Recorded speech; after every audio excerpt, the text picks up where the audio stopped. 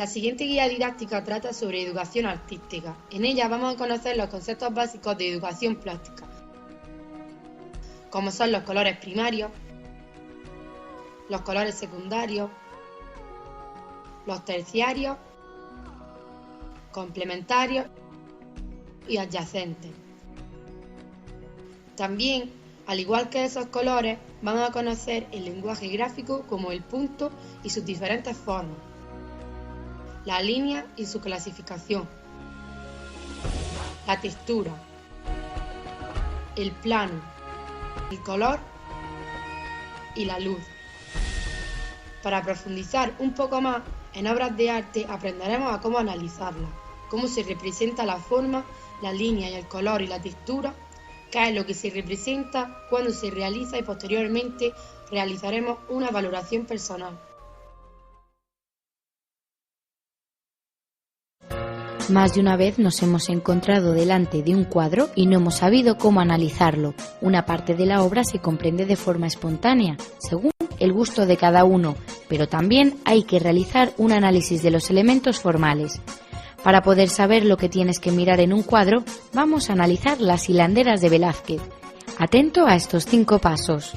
Contextualización. Lo primero que tenemos que comentar de una pintura son los datos básicos del autor o autora, la época en la que se pintó, el movimiento artístico al que pertenece y el contexto en el que se realizó. Miremos nuestro cuadro. Lo pintó Diego de Velázquez en el año 1657. Sabemos que durante esta época se desarrolla una corriente artística llamada barroco.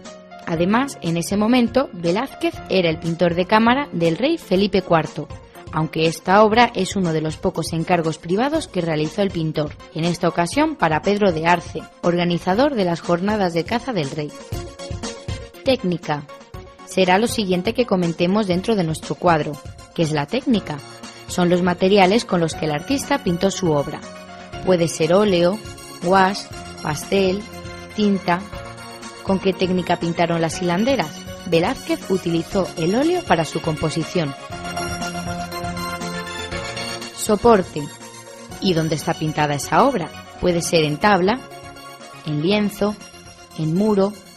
El cuadro que estamos mirando está pintado sobre un lienzo. Estilo. Es importante hablar del color, de la pincelada y de la perspectiva. En las hilanderas vemos que Velázquez utiliza muchos tonos ocres y tierras, con una pincelada diluida que hace que casi no se aprecie el paso del pincel. Además, intentó plasmar el movimiento utilizando esa pincelada, como vemos en la rueca. El hilo que sale de ella es casi doble, ¿lo ves? Con ello quería transmitir que la rueca se estaba utilizando y que el hilo se movía. En cuanto a la perspectiva, utiliza la aérea, lo que hace que parezca que haya aire entre unos planos y otros. Pero en este apartado veremos también la composición de las figuras que hay en el cuadro.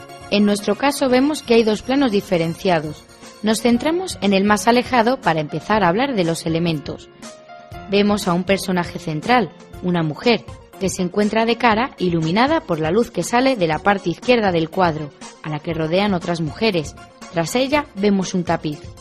En un primer plano vemos otros 5 personajes que permanecen ajenos a esa escena. Son 5 hilanderas que se encuentran haciendo su labor. Vemos que estas 2 mujeres cierran la escena. Esta lleva una cesta con parte del trabajo. Esta, que habla con la hilandera, acota el cuadro con una pesada cortina roja. La rueca está en el primer tercio de la imagen, captando la atención de quien mira el cuadro. En cuanto a la luz, también sale del lado izquierdo del cuadro. Contenido. Ya estamos terminando. Vamos a hablar por último de lo que representa la pintura que estamos observando. En primer lugar, ¿qué temática tiene? Puede tratar sobre las costumbres de aquella época, ser religiosa, ser mitológica.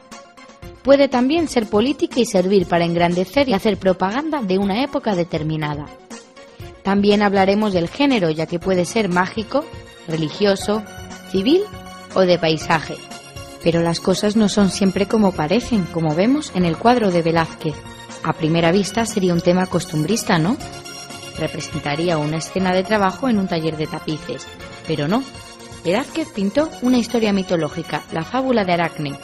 Según la leyenda, Aracne era una joven que presumía de tejer mejor que los dioses, por lo que es retada por la diosa Atenea a hacer el mejor tapiz. Se cree que esta figura es Aracne tejiendo y que esta anciana es la diosa disfrazada, como delata su joven pierna. El plano del fondo describe la escena final. Aunque se declara un empate técnico, Atenea castiga a Aracne a que lo único que pueda hacer en su vida sea aquello de lo que presuma, tejer, y la convierte en araña. ¿A que la historia no parecía tan interesante a simple vista? Repasemos. Para analizar un cuadro debemos tener en cuenta el contexto, la técnica, el soporte, el estilo y la distribución y el contenido. Con estas 5 reglas te será mucho más fácil analizar un cuadro.